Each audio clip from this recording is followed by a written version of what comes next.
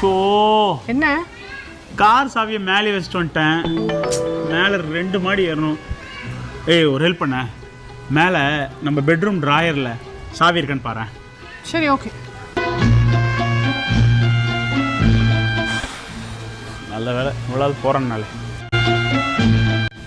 வா. என்னது கார் சாவி? நீ பார்த்துட்டு வந்தானே சொன்னேன், அது ட்ராயரில் தான் இருக்கு. ஓ இறைவா, நீ என்ன நம்பலல்ல? வெயிட் பண்ணு.